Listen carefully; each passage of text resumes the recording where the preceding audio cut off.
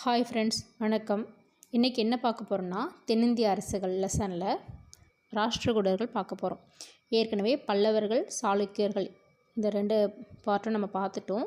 அவங்கள பற்றி முன்னாடி வீடியோவில் பார்த்துருக்கோம். நம்ம இப்போ ராஷ்டிரகூடர்கள் பற்றி பார்க்கலாம். ராஷ்டிரகூடர்கள்னால் யார், அவங்க எந்த பகுதியை ஆண்டாங்க, யாரும் கீழே குறுநில மன்னர்களாக இருந்தாங்க, அவங்க என்னென்ன கலை இலக்கியங்கள் படைச்சிருக்காங்கன்னு பார்க்கலாம். ஃபஸ்ட்டு ராஷ்டிரகூடர்கள்.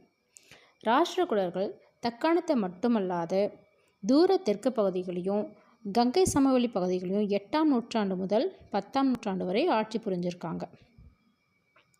ஆண்டுன்னு பார்த்திங்கன்னா 8ஆம் நூற்றாண்டு முதல் 10ஆம் நூற்றாண்டு, இதையும் ரொம்ப முக்கியம் பார்த்துக்கோங்க. அதுக்கப்புறம் அவங்க பிறப்பால் கன்னடர்களாக இருந்திருக்காங்க. அவர் கன்னடர்கள் தான் ராஷ்டிரகூடர்கள்னு சொல்கிறாங்க. அவர்களின் தாய்மொழி கன்னடம். இதெல்லாம் ரொம்ப இம்பார்ட்டண்ட். ஏதோ ஒரு 1 மார்க் கொஷனில் கேட்பாங்க. ராஷ்டிரகூடர்கள் தாய்மொழி என்னென்னா கன்னடம்.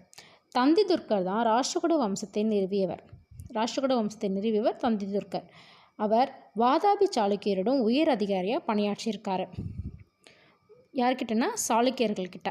முதலாம் கிருஷ்ணர் தந்திதுர்க்கரை அடுத்து பதவி ஏற்றிருக்கார். தந்திதுர்க்கருக்கு அப்புறம் முதலாம் கிருஷ்ணர் வந்திருக்கார். அவர் ராஷ்டிரகூட ஆட்சியை ஒருங்கிணைத்து விரிவுபடுத்தியிருக்கிறார். அவர் கலை மற்றும் கட்டடக்கலையின் பெரும் ஆதரவாளர். எல்லோராவில் உள்ள கைலாசநாதர் கோயில் யார் கட்டினதுன்னு பார்த்தீங்கன்னா முதலாம் கிருஷ்ணர் தான். ரொம்ப ரொம்ப முக்கியமான ஒரு கொஷின். எல்லோராவில் உள்ள கைலாசநாதர் கோவில் கட்டியது யாருன்னா முதலாம் கிருஷ்ணர். இவர் ஒரு ராஷ்டிரகூட அரசர். அடுத்தது ராஷ்டிரகூட அரசர்கள். யாரெல்லாம் அரசர்களாக இருந்திருக்காங்கன்னு பார்க்கலாம். ராஷ்டிரகூட அரசர்களில் தலை சிறந்த அரசர் யாருன்னா அமோகவர்ஷர். அவர் மான்யக்கோட்டை அவல், அதாவது இப்போ இருக்கிற கர்நாடகாவில் மால்கெட் அப்படின்ற புதிய தலைநகரை உருவாக்கியிருக்காரு. புரோச் அவர்களின் துறைமுகம். அமோகவர்ஷர் கிபி 814 முதல் 878 வரைக்கும் ஜினசேனா அப்படின்ற சமண துறவியால் சமணவாதத்திற்கு மாற்றப்பட்டிருக்கார்.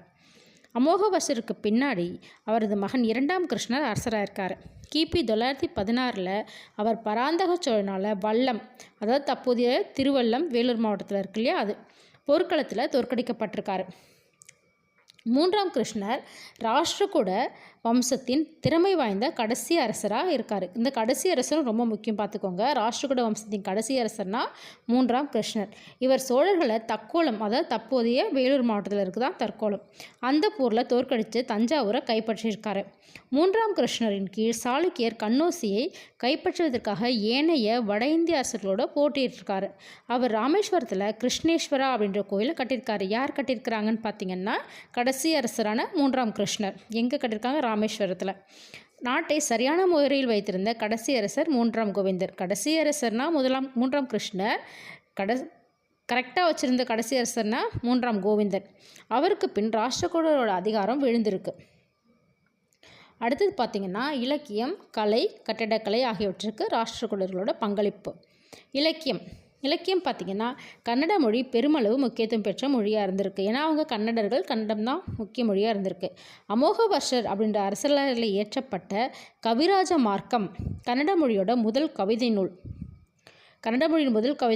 கவிராஜ மார்க்கம். அதை எழுதினது அமோகவர்ஷர். அரசவை புலவர்கள் கன்னட மொழியில் சிறந்த நூல்களை எழுதியிருக்காங்க. இந்த காலப்பகுதியில் கன்னட இலக்கியத்தின் 3 ரத்தினங்கள் அப்படின்னு அழைக்கப்படுற ஆதிகவி பம்பா, ஸ்ரீ பொன்னா, அப்புறம் ரன்னா, அவங்க 3 பேரும் தான் 3. ஆதிகவி பம்பா அவரோட நூல் ஆதிபுராணம், விக்ரமார்ஜுன விஜயம் ஆகியவற்றுக்கு பெரும் புகழ் பெற்றவராக இருந்திருக்காரு. முதல் சமண தீர்த்தங்கரான ரிஷபதேவரோட வாழ்க்கையை ஆதிபுராணம் சித்தரிக்குது. அதுக்கப்புறம் விக்ரமார்ஜுன விஜயம்ன்றது மகாபாரதத்தின் மீள்தருகை. இதில் தன்னை ஆதரித்த சாளுக்கிய அரிகேசரி அப்படின்ற மன்னனை அர்ஜுனன் பாத்திரத்தில் பொருத்தி பம்பா எழுதியிருக்காரு. பம்பான்றது ஒரு கவிஞர் பேர். அடுத்தது கலை மற்றும் கட்டடக்கலை. இந்திய கலைக்கு ராஷ்டிரகூடர்கள் குறிப்பிடத்தக்க பங்களிப்பை செஞ்சுருக்காங்க. ராஷ்டிரகூடர்களோட கலை மற்றும் கட்டடக்கலை சாதனைகளை எல்லோராவிலும் எலிபண்டாவிலும் காணலாம். இது பொறுத்துகளை கேட்பாங்க. எல்லோரா வேறு 2 ஊர் பேர் கொடுத்துட்டு எங்கே இருக்குதுன்னு சொன்னால் எல்லோரா, எலிபண்டா 2 ஊர் மட்டும் நம்ம கரெக்டாக சொல்லணும். அடுத்தது கைலாசநாதர் கோவில். எல்லோரா எங்கே இருக்குன்னா மகாராஷ்டிராவில் அவுரங்காபாத்தில் இருக்குது. இங்கே குடைவரை கோயில், கைலாசநாதர் கோயிலும் ஒன்று. முதலாம் கிருஷ்ணருடைய ஆட்சி காலத்தில் அந்த கைலாசநாதர் கோவில் கட்டப்பட்டிருக்கு. இதை முன்னாடியே பார்த்தோம். எல்லோராவில் இருக்க கைலாசநாதர் கோவிலை கட்டிய யாருன்னா முதலாம் கிருஷ்ணர். இந்த கோவில் அதோட கட்டடக்கலை பிரம்மாண்டத்திற்கும் சிற்பங்களின் அற்புதங்களுக்கும் பெயர் பெற்றது. இந்த கோவில் 60,000 சதுர அடிகள் பரப்பளவை கொண்டுள்ளதாக இருக்குது. இதனுடைய விமானத்தின் உயரம் 90 அடிகள். இந்த கோவில் மாமல்லபுரம் கடற்கரை கோவிலின் சாயலை பெற்றிருக்கு.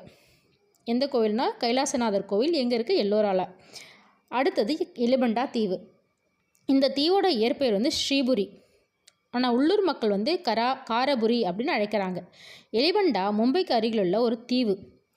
இந்த தீவில் உள்ள பெரிய யானையின் சைஸை பார்த்து ஆங்கிலேயர்கள் இந்த தீவுக்கு எலிபண்டா தீவு போர்த்துகீசியர்கள் இந்த தீவுக்கு எலிபண்டா தீவுன்னு பெயர் வச்சுருக்காங்க.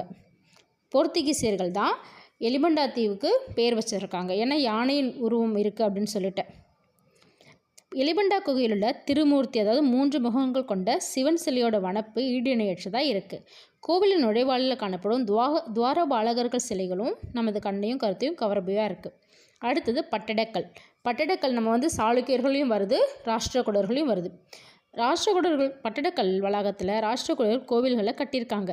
இங்கே சமணர் கோவிலும் நாராயணர் கோவிலும் காசி விஸ்வேஸ்வரர் கோவிலும் ராஷ்டிரகூடர்களால் கட்டப்பட்டது தான். ரொம்ப முக்கியம். இதில் நிறைய இன்ஃபர்மேஷன் இருக்குது, பார்த்துக்கோங்க.